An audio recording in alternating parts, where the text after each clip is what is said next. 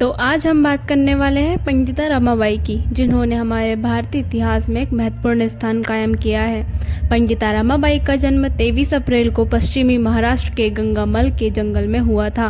ये प्रख्यात विदुषी, समाज सुधारक और भारतीय महिलाओं को उनकी पिछड़ी हुई स्थिति से ऊपर उठाने के लिए पूर्णतः समर्पित थी। पंडिता रमाबाई के बचपन का नाम रमा डोंगरे था। वे एक असाधारण प्रतिभावान महिला थी। इन्होंने अपने पिता से संस्कृत भाषा का ज्ञान प्राप्त करके केवल 12 वर्ष की उम्र में ही 20,000 श्लोकों को कंठस्थ कर लिया था।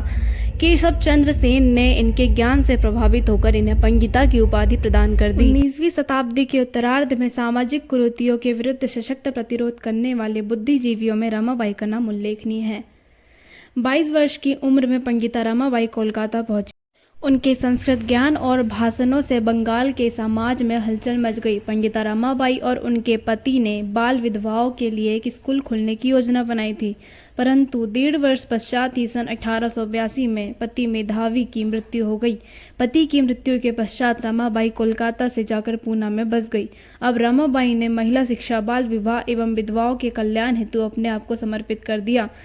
सन 1882 में ब्रिटिश सरकार ने भारत में आधुनिक शिक्षा हेतु एक कमीशन की स्थापना की, जिसमें पंडिता रमाबाई ने सक्रिय भूमिका निभाई एवं अपनी एक रिपोर्ट प्रस्तुत की, जिसमें उन्होंने महिला शिक्षिका, महिला डॉक्टरों और महिला इंजीनियरों की आवश्यकता पर बल दिया। 1889 में पंडिता रमाबाई भारत लौटी।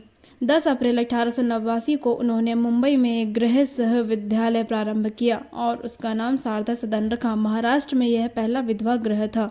इसके साथ ही उन्होंने महिलाओं को आश्रय देने के लिए कृपा सदन नाम से भी एक महिला आश्रम की स्थापना की।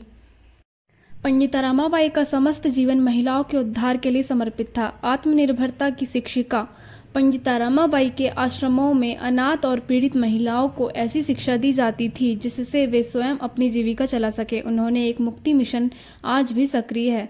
पंडिता रमाबाई को उनके सामाजिक कार्य और लोकप्रियता के कारण सन 1919 में ब्रिटिश सरकार द्वारा कैसर-ए-हिंद की उपाधि से सम्मानित किया गया था।